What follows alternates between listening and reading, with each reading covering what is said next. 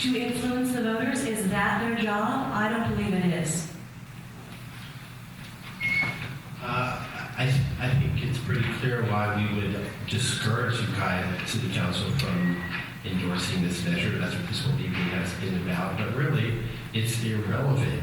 Ukiah is one of the incorporated areas that Measure G will not really even apply to. And really, it's the individual voters.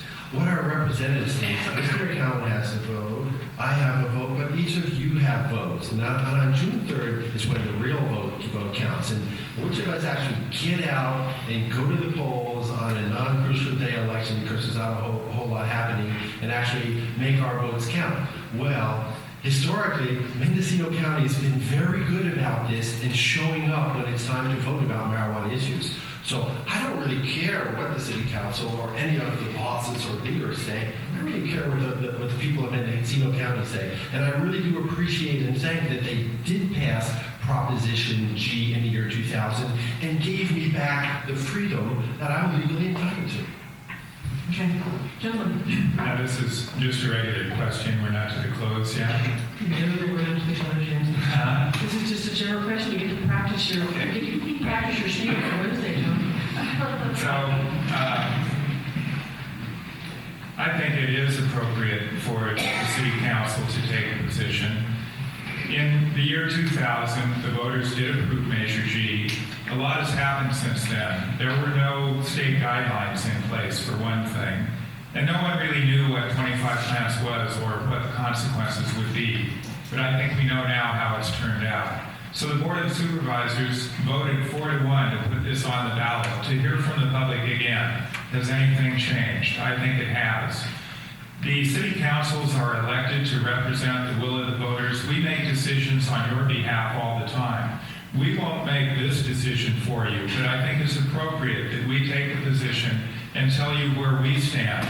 The Fort Bragg City Council has endorsed Measure B on a 4-1 vote. The Willits City Council has endorsed Measure B on a 5-0 vote. On Wednesday, we will see where the City Council comes down on the position of whether we should endorse or not.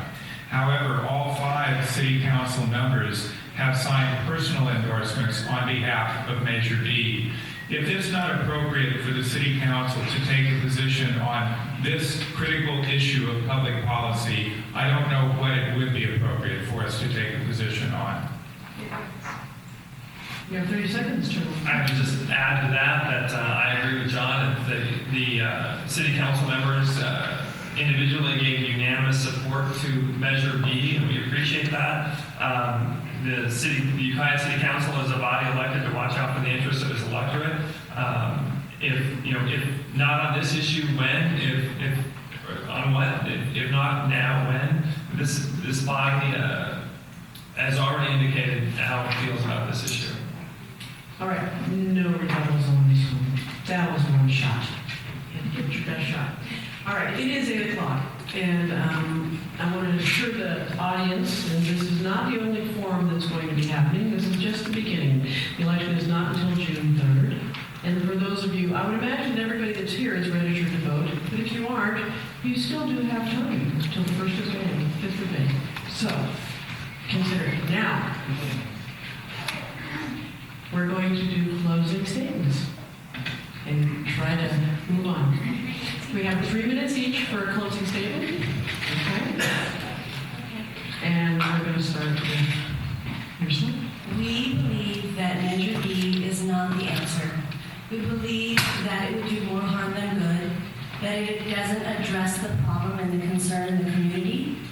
We believe it makes criminals out of people who have been doing already for 8 years what has been legal and responsible. We believe that Measure B should be defeated. I understand that there's a concern about the criminal element in the community, but we can come up with something. We're smart people. And I believe that we should tax and regulate and harness the economic potential that's here already. If we're doing $1.5 to $2 billion in this economy using marijuana, having marijuana be a major contributor, why not harness that? Why not really create something where we can benefit from that money? So I would say that let's stop Measure B. Let's keep Measure D, give it a chance. Let's give the sheriff's program, the zip tab program a chance, and then move on from there. And I would just want to emphasize that we're all concerned about the big-time growers and the criminal element, but reversing Measure G, which is specifically only about people growing less than 25 plants, doesn't address at all the issue of the hardened criminals or the big-time growers. So this is misdirection. They say this is what we're going to accomplish, but their proposition doesn't do anything, and they haven't explained how their proposition is going to change anything about big-time growers. They're already illegal. But it is going to be going back to an era of reefer madness, where small-time growers are going to have to be freaked out and frightened by police authorities, and that's unfortunate. I want to also be clear that Prop G was personal use. When they bring in the medical marijuana, they're just trying to confuse the issue. We gave ourselves permission, all of us, without a doctor's recommendation, to use marijuana for ourselves for whatever reason. That's part of our freedom. That's part of our pursuit of happiness. And we did that for ourselves. We decriminalized marijuana in this county. These folks want to go backwards when it's clear that more restriction, more prohibition worsens the problem. If Mendocino County can be one of the first counties that moves towards decriminalization, more power to us. Maybe other people will follow later. They act like Mendocino County is punished and it's all happening here. But marijuana is the leading cash crop in all of the counties of California. Marijuana is the leading cash crop in 20 states in the United States. So this isn't just here, this is all over because of prohibition. Don't be misled by false arguments and misleading statistics. We've heard people say that marijuana cultivation in Mendocino County is really not a problem. That's simply not true, and you all know better. Measure-B will not interfere with anyone's ability to have the medicine that they need. At least 47 counties in California adopt state limits. Measure-B will not criminalize the small grower. It will address abuses of commercial growers masquerading as medical growers. There was a case on Walker Ridge where a grower started a fire with his generator, which was leaking fuel, as nearly all of them do. And he was growing 300 plants. He had 20 large bags of processed marijuana. And he was let go because he had 19 caregiver cards.